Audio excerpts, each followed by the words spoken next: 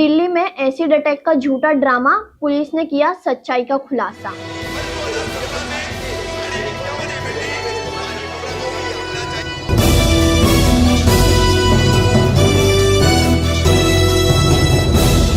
मैं रुमेला कामदार, हिंदुस्तानी रिपोर्टर में आपका स्वागत है। दिल्ली में एक ऐसा मामला हुआ जिसने सबको चौंका के रख दिया। एक 20 वर्षीय युवती ने पुलिस को ये बताया कि 3 युवकों ने उसके ऊपर एसिड फेंका, लेकिन जब पुलिस ने जांच शुरू की तो मामला एकदम उल्टा निकला। पुलिस को ना ही एसिड के कोई निशान मिले, ना ही किसी कैमरे में हमला दिखा।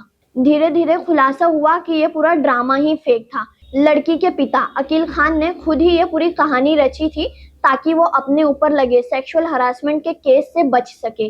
दिल्ली पुलिस ने पूरे खेल का पर्दाफाश किया और अकील खान को तिहाड़ी जेल से गिरफ्तार कर लिया। इस पूरे मामले को लेकर दिल्ली पुलिस ने क्या कहा, सुनिए।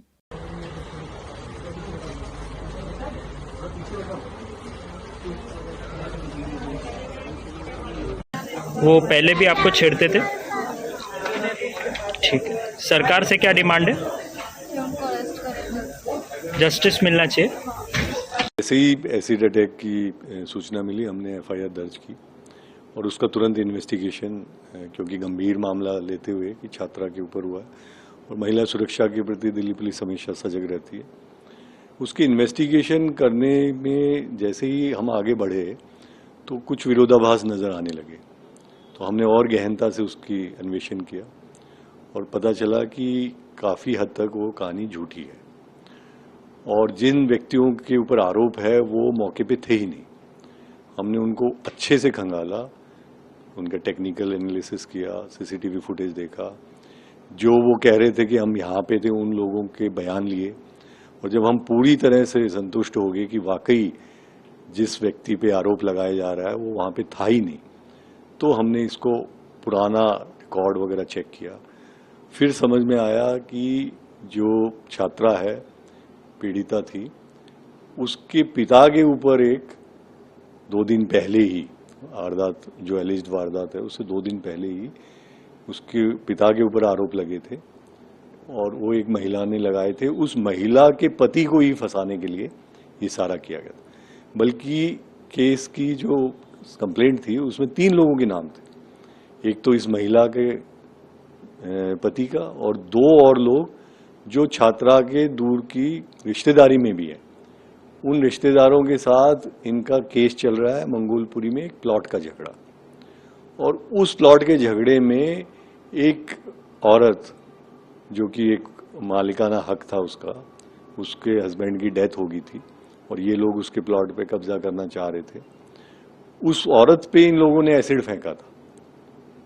जो छात्रा के फादर का साला और बाकी कुछ 3-4 रिश्तेदार थे, जो कोर्ट में ट्रायल पे चल रहा है।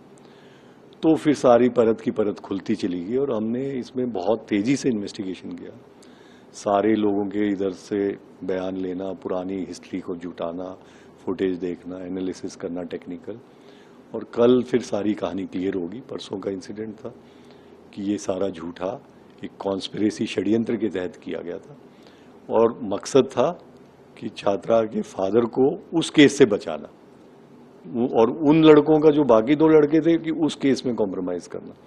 तो एक तीर से 2 शिकार करने की इन्होंने कोशिश की कि दोनों केस सेटल हो जाएंगे और इन दोनों को इसमें आरोपित बना देंगे, उधर उन लड़कों को और इधर इनको, तो हमारा बचाव हो जाएगा। लेकिन जैसे कि आप जानते हैं, अपराधी कितना भी शातिर हो, कुछ ना कुछ गलतियां कर ही देता है। जब उसको बारीकी से हमने देखा तो सारी कहानी हमें झूठी नजर आई। सर, इस मामले में मास्टरमाइंड कौन है? किसने ये पूरी प्लानिंग रची थी? क्योंकि इसमें लड़की भी शामिल है, उनकी बेटी भी शामिल है, या पिता जो मास्टरमाइंड तो छात्रा का जो पिता है अकील खान ही है, उसके साथ उसका भाई, एक इसका बेटा और कुछ और रिश्तेदार हैं जो उस केस में, मंगोलपुरी वाले केस में, इन सब ने मिलकर षड्यंत्र रचा था। और चूंकि इन्वेस्टिगेशन अभी जारी है, एग्जैक्ट रोल आज हम इसको वेरीफाई करके और फिर कोर्ट को बता देंगे। सर, कितने लोगों की गिरफ्तारी इस मामले में हो गई है कि ताकि? अभी हमने गिरफ्तारी तो अकील खान की है उस केस में जिसमें उसके ऊपर यौन शोषण के आरोप और ब्लैकमेलिंग के आरोप थे। उसके बाद अब जितनी कहानी परत निकलेगी, क्योंकि इसमें एक प्रोसीजर होता है, जब हम ऑलरेडी एक केस दर्ज है तो उसको हम पहले क्लोजर करते हैं, फिर उसकी झूठी FIR कराने के आरोप में और इस कॉन्स्पिरेसी के आरोप में फिर एक अलग मामला दर्ज होके बाकी सबके खिलाफ एक्शन हो। तो बेटी के खिलाफ जिसने ये जो एसिड वाली जो कहानी थी उस वो क्या किया था उसने अपने हाथों में जो चोट लगी थी वो उसके बारे में? हाँ, वो खुद ही ये लोग अपने घर से टॉयलेट क्लीनर या इस तरह का कुछ लेके आए थे जिसकी अभी जांच चल रही है, और ये भाई के स्कूटी पे आई थी और भाई ने कॉलेज से कुछ दूर इसको उतार दिया और फिर वहाँ पे इसका पिता पहले से आया हुआ था और इन लोगों ने खुद ही उसको हाथों पे लगा के इस तरह की साजिश लगी जैसे, और नाम लिया कि एक बाइक पे 3 लोग आए जिनका पहले मैंने जिक्र किया था और उन पे आरोप लगाए जबकि वो 3 लोग वहाँ पे थे ही नहीं मौजूद। तो ये सारा षड्यंत्र इनके परिवार का ही रचा हुआ था।